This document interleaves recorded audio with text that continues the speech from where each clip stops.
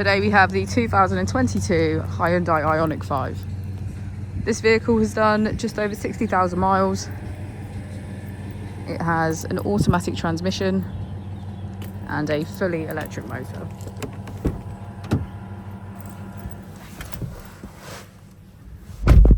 To the left of our steering wheel, we have voice control as a feature, as well as automatic headlights and our drive mode button.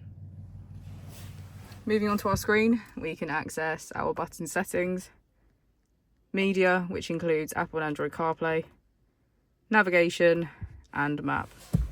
If we put the vehicle into reverse, we can see that it comes with a parking camera with front and rear parking sensors. Just below we have our AC, as well as our two USB ports.